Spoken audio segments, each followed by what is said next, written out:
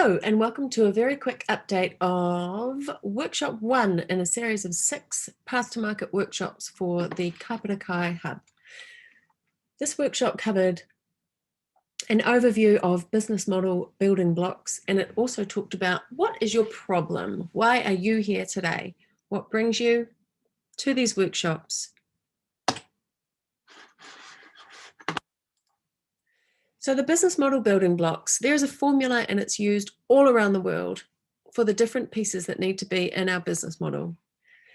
This series is going to take us through those fundamentals and help the participants, you guys, to develop those pieces, or if you already have them, strengthen them, and so that you can make money. So the first thing your business model has to do, the first building block, is that you have to solve a problem. You have to solve a problem that a customer has, or your potential customer has. Here is an example of a problem statement. In New Zealand, subtropical fruit is only available at certain times a year. This stops Tamarillo lovers from enjoying these fresh Tamarillos at other times of the year. Another part of this is why. Why is that a problem? Is it because nobody can grow Tamarillos all year round and you have a unique property with a microclimate that allows you to do that? If so, that's a great problem for you to solve. Number one, you can do it very well. And number two, you are one of the only, if not the only, people who can do it. So a problem statement, the customer problem that you propose to solve, has some fundamentals: the where, the what, the when, the who, and as I said, I like to add the why. Think about what your problem statement might be for the idea that you have at the moment. The problem that you are solving, it needs to be painful for your customer and widespread, enough that plenty of people will pay you to go and solve it. So in the subtropical fruit Tamarillos all year round problem statement, the key question is, how many people is this a problem for? And what are the alternatives to buying from you? So in other words, will enough people pay you for Tamarillos all year round to make it worthwhile? And what else could they buy? What could they choose other than your year-round grown Tamarillos? You find this out by asking, and workshop 2 is going to go into this in depth. You could do some market research, some consumer surveys, and some industry surveys. Market research is looking at your competitors, what else is out there at the moment, what the trends are in consumer behavior. Consumer surveys means asking people. You might do this at the markets with a stall. You might do this through Facebook or face-to-face. You might stand on the street with a clipboard. Industry surveys are asking the people already operating in that industry. So the supermarket buyer might be someone in that category. You could rock up to your local New World and ask the supermarket buyer if they think that year-round Tamarillos would be a good product.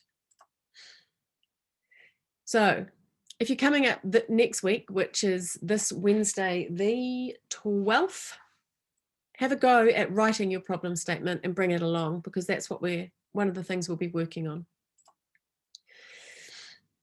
Workshop 3, we're going to look at the gap that your product can fill. Another word for this is your unique value proposition, or your unique selling point, or just your value proposition. A lot of words, a lot of jargon. Basically, it means find a gap. What do you do really well that your customer really wants? That's your point of difference. That's your gap. You want to stay away from what your competitors do really well, if possible, because there's no gap there. This is an example of something we talked about in the workshop, which we won't cover today, but suffice to say, it'll be in workshop 3. So one way that we can look at finding a gap is to do a bit of competitor analysis, looking at all the alternatives to the product. So for my Tamarillo example, we mapped that out by saying, what are the unique attributes of my Tamarillos? What do I think my value proposition is, my point of difference, my selling points? And what are the alternatives?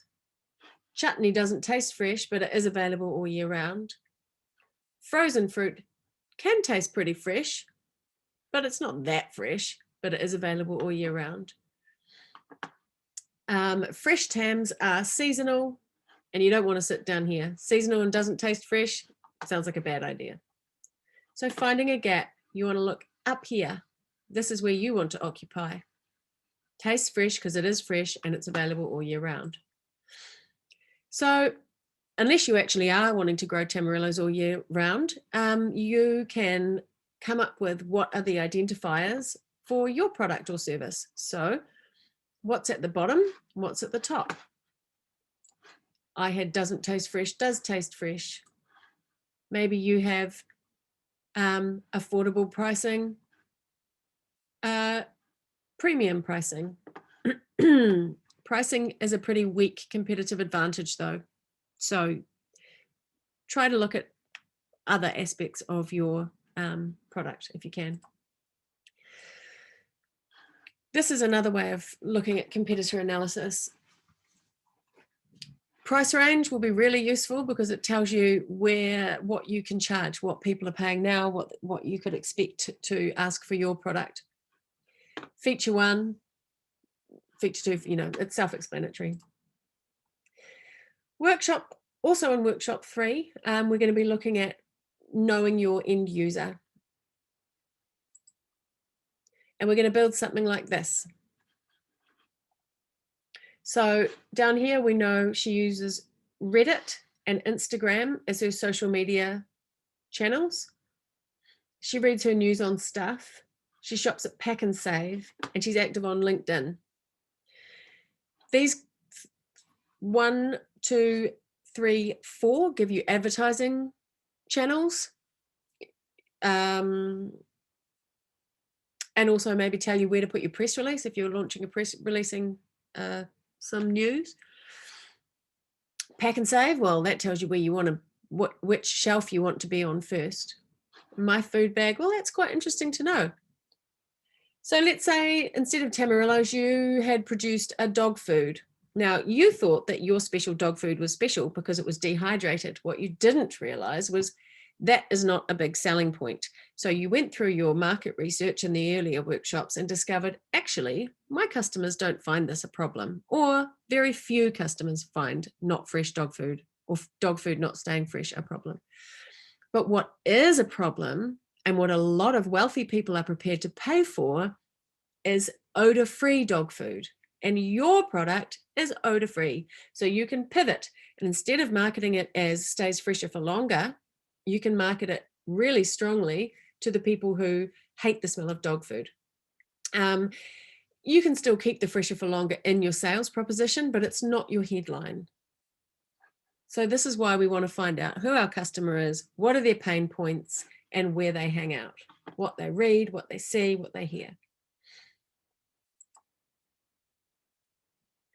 We are going to take a very close look at the money. In fact, I think I named the workshop Money, Money, Money. We're going to show you how to work out what your cost of goods sold are. The cost of goods sold is something that if you haven't heard it already, as you go down this business pathway, you will hear it a lot. COGS is another word we call it. We're also going to look at using your pricing analysis, or if you hadn't done that piece of homework, which is, nothing to be ashamed of, we're all busy, we will do some pricing analysis for you or with you. So we're going to look at what you can charge. That will tell you what your margins are and how much money you can make from it. There are some really, really fantastic free tools created by business.gov.nz. Now, they do a lot of stuff, and they've worked hard and invested a lot of money in being very, very useful to New Zealand businesses. So we will take you through and show you some of these forecasting tools that enable you to put your costs in. That's startup costs, it's ongoing costs. You will know your market size because of the market research, and you can plug those variables in, and it will tell you if you can make money from it at your current plan or not. And if the answer is no, you can't make money for it at your current plan, then how can you adapt? What can you do to change? What happens if you change your supplier here? How does that affect your profitability? All that stuff. So some people love spreadsheets. Some people are terrified of them. I guess the rest of us are in a spectrum in the middle, but they are so useful. So moving on. In the last 2 workshops, we're going to be really planning your path to market. This is the guts of the whole thing. The first workshops, they help you work out if the business idea that you have is able to make you money. It's the nuts and bolts or the foundations, or maybe it's both. Once you know that this is the right business for you because you've put those business model building blocks in place, maybe you've adapted along the way. Hopefully you have, because that is a sign of a well-functioning program. But regardless, by this point, you should have the confidence to invest a whole lot more time and money. So to get from business to customer, you need to know what your sales channels are. What compliance requirements do you have? What partners do you need? How will you get it from A to B? What are your logistics needs? The customer journey, which is from when the customer feels the pain point, hears about your product, hears about it again, sees it on the shelf or wherever your virtual metaphorical shelf, if you're not really on a supermarket shelf, and buys it, and what marketing you need. Compliance. There will be requirements that you have to meet. There are also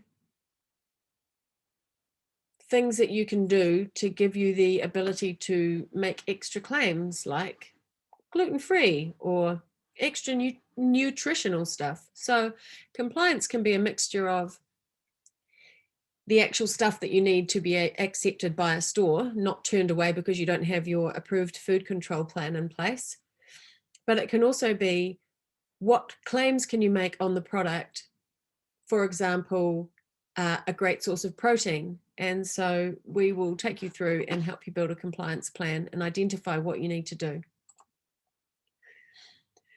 Once you've done all of that stuff and you've got someone saying, yes, I will put you on my shelf or similar, you need to drive the demand into the store.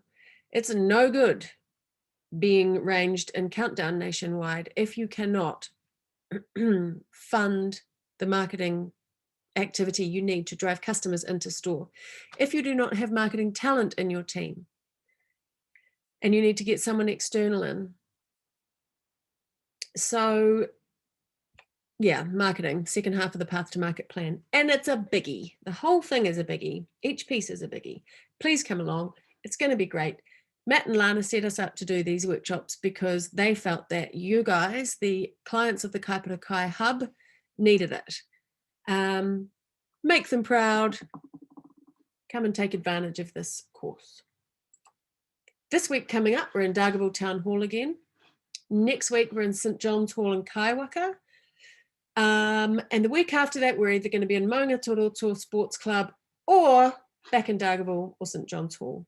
We will let you know by email. Thank you very much for listening, assuming you have, and I hope to see you on Wednesday in the Dargaville Town Hall.